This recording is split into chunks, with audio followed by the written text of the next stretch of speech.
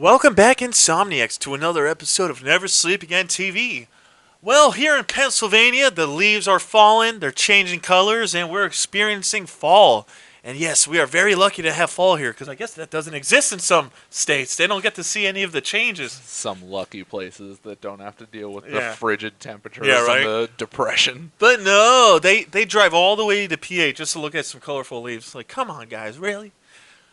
So, since it's fall time, Thanksgiving's coming up. Steve, what are you thankful for? Oh, so much. Me too. I'm thankful for a lot.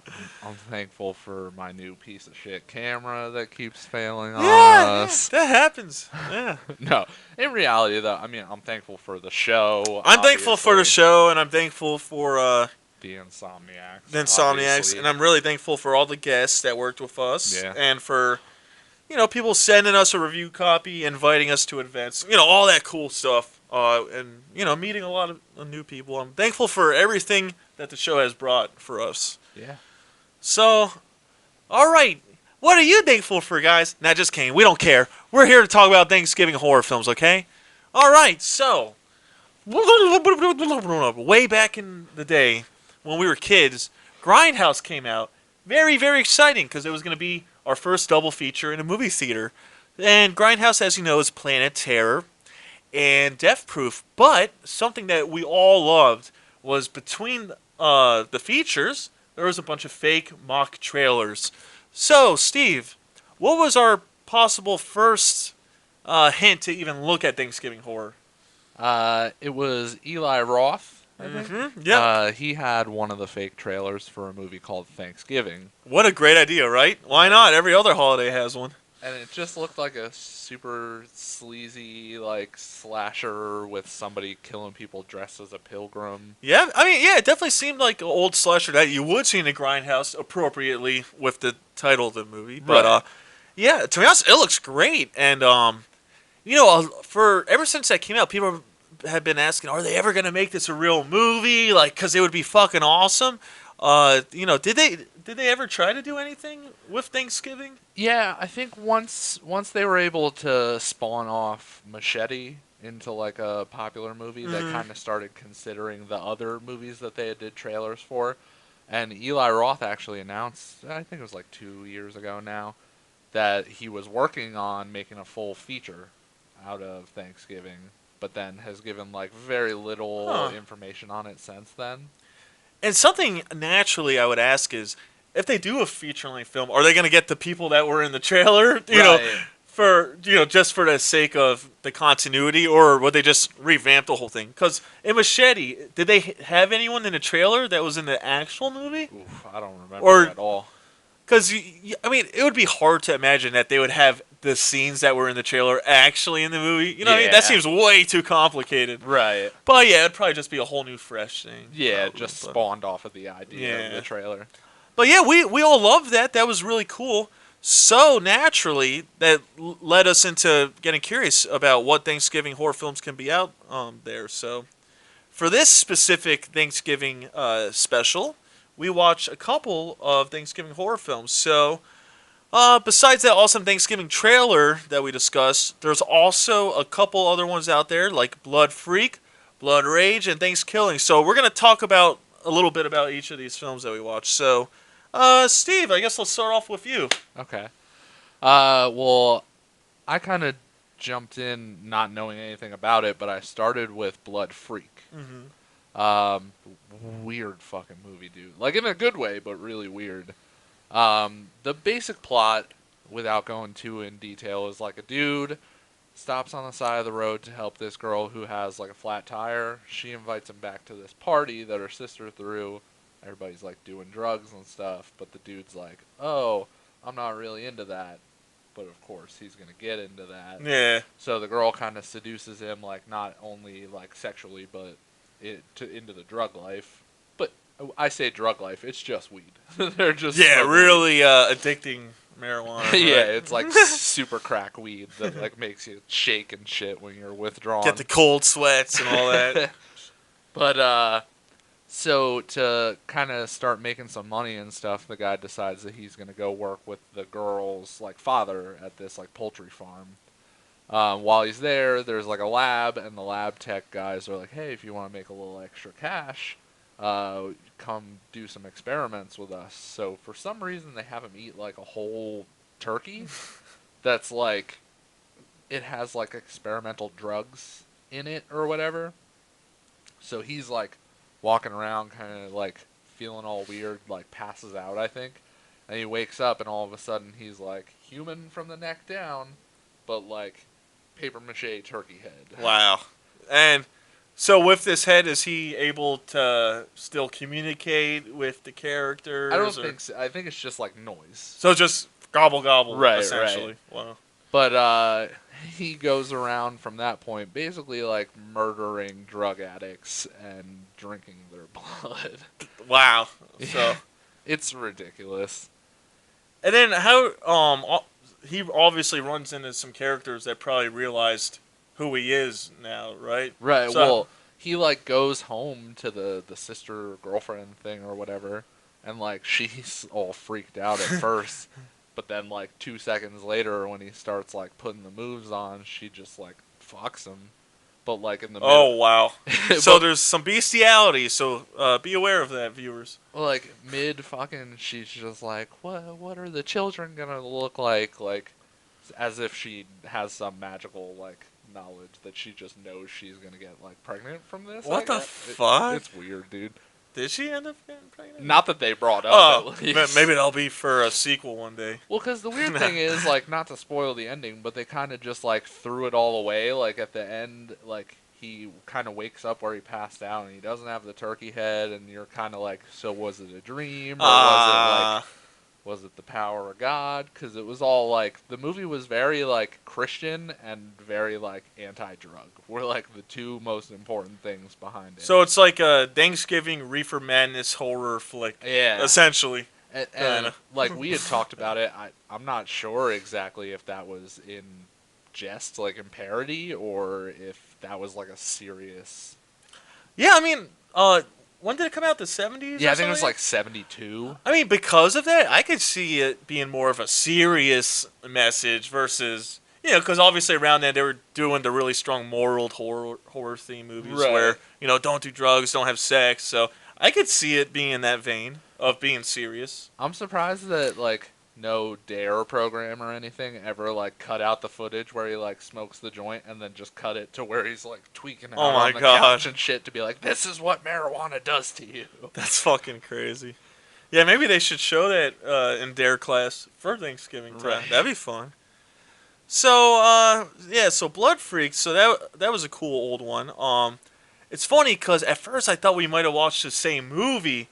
I actually saw Blood Rage, which I believe is 1987. And it's a slasher film that takes place on Thanksgiving. So, there's no mutant turkey or anything like that. Right. But what happens is, in the beginning, there's a couple that is out at the drive-in theater, and they have their two sons who are sleeping in the back of the car. Since they're sleeping, they start messing around. But guess what? The boys wake up, see that they're like, doing their adult business. So they sneak out of the car, and along the way, one of the two brothers finds a hatchet in the back of someone's truck.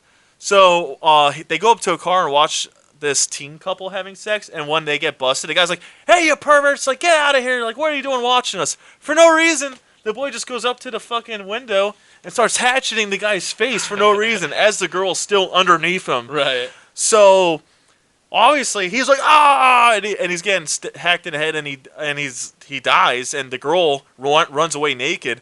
So obviously this causes a scene. So when everyone comes over, real quick, the boy that committed the murder, he rubs the blood all over his brother's face and puts the hatchet in his hand.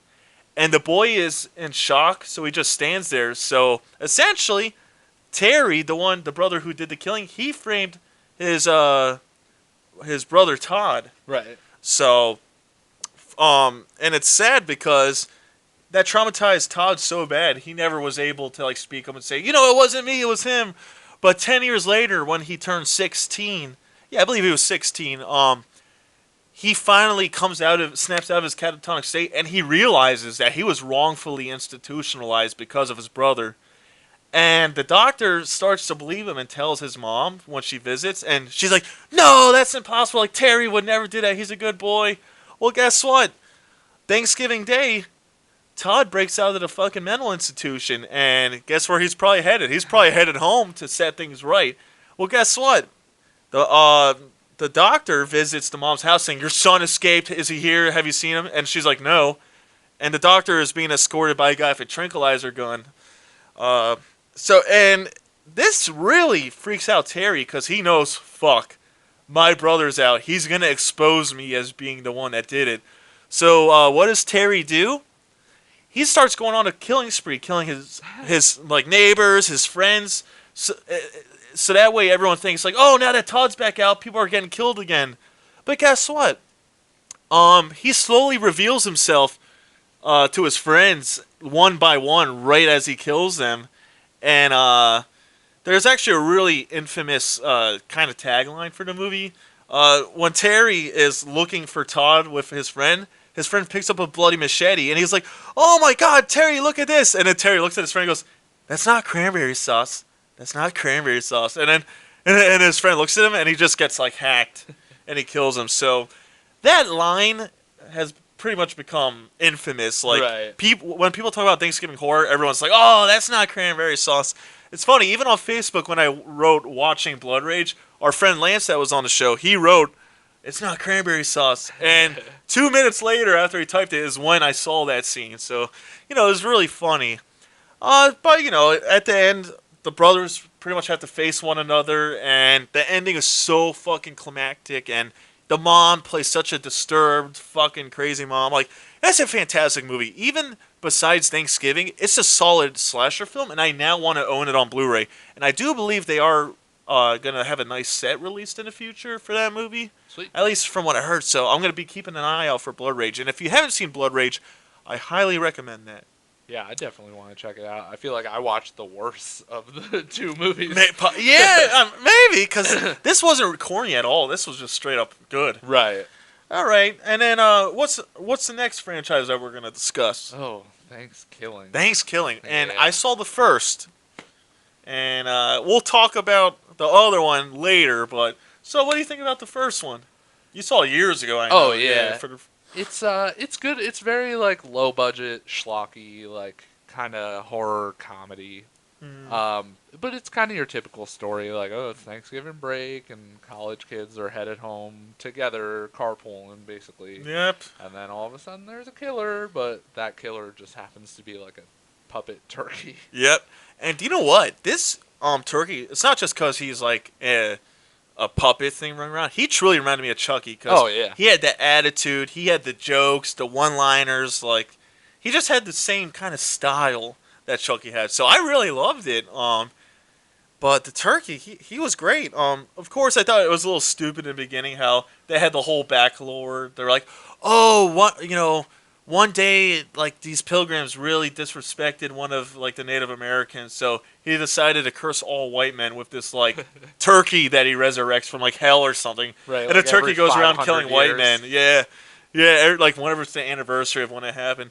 And of course, one of the characters in this movie, he's a descendant of the one that caused the offense. Right. So but the lore's really kind of stupid and silly, but it's a fun movie. Oh, yeah. It's something to watch with your friends if you're having some drinks or, just getting a little loose for Thanksgiving. But I really don't recommend watching it sober. Don't watch it sober.